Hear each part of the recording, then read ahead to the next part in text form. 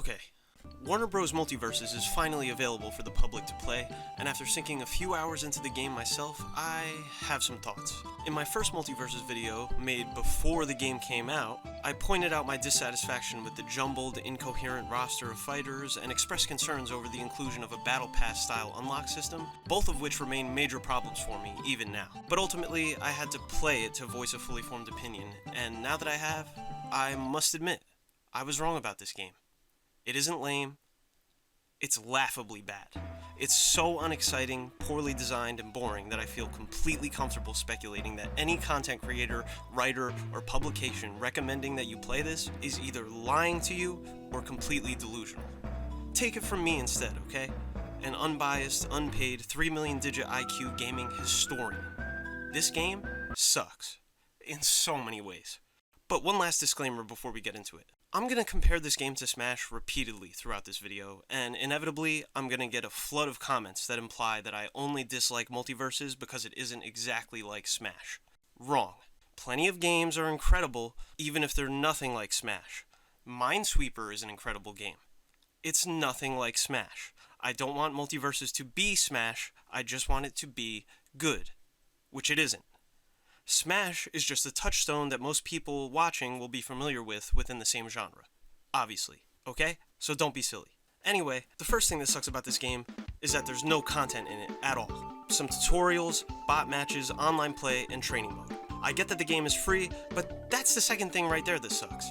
The entire payment model that they have going on in this game is insane, and the vile tendrils of this Battle Pass, multiple virtual currency, Season 1 unlock nightmare have completely dictated the entire structure of the game, as per usual with these sort of systems. Fighting games lacking in modes and content is nothing unheard of, but they couldn't even have the decency to string together a low-effort arcade mode?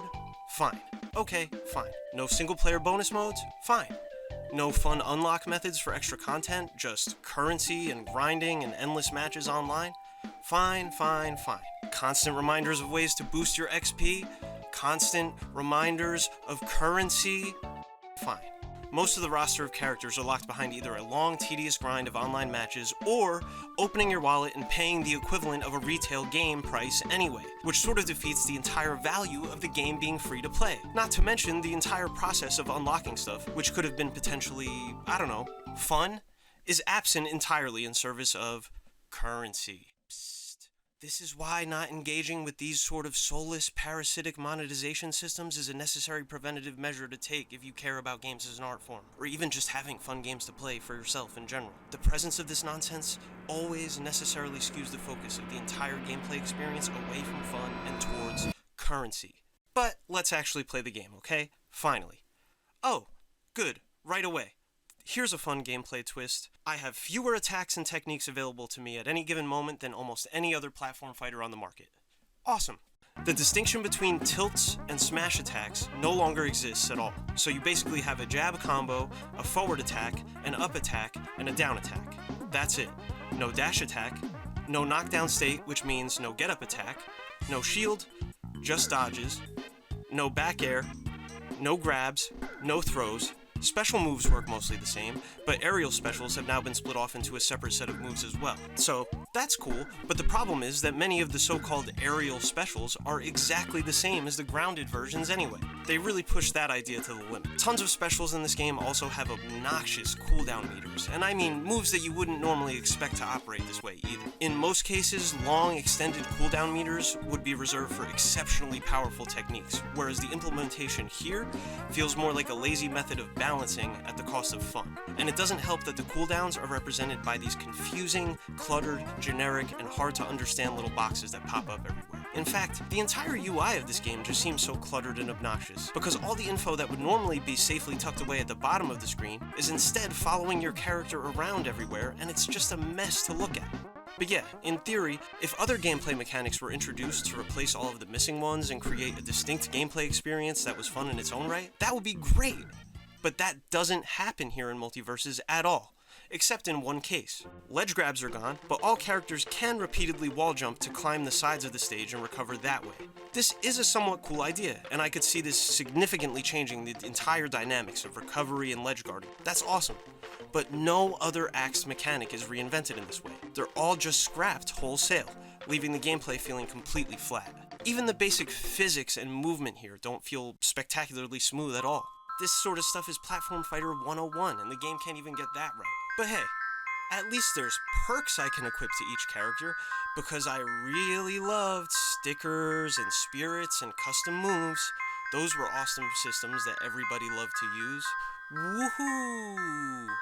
Even if the implementation of perks was good, which it theoretically could be, the basic gameplay that the perks are being overlaid on top of here is subpar, so it's a moot point. Why would I bother to learn what all these perks do and which ones to use when the game isn't even fun to play in the first place? There is simply no reason to play this game at this point. Let's look at the other options available on the market. Nick All-Stars, for all of its shortcomings, had fluid gameplay, a coherent cast, a few new mechanics, and actually increased the number of moves significantly with strong aerials, strong dash attacks, etc.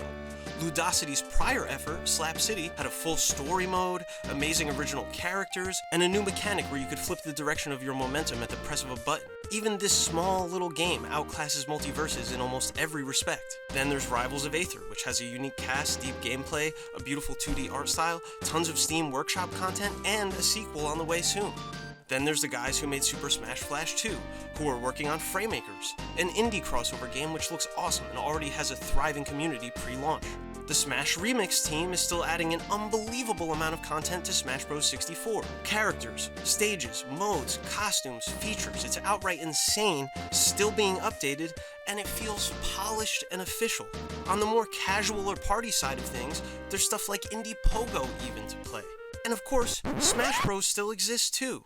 I just don't see a reason to play MultiVersus given the available alternatives, unless you can legitimately say that you've lost sleep wondering who would win in a showdown between Finn from Adventure Time and LeBron James. But the thing is, I know you haven't. So knock it off. This game is horrible, and you were lied to. Oh, and one last caveat. The game is not an open beta. It's available to the public. They're accepting money. The game is out.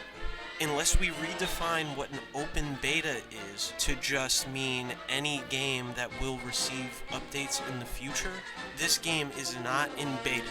I don't care what the developers say, the game is out. So please spare me that. You can make that argument if you want to, but you are wrong. And I am Backseat Sakurai. I'll catch you later.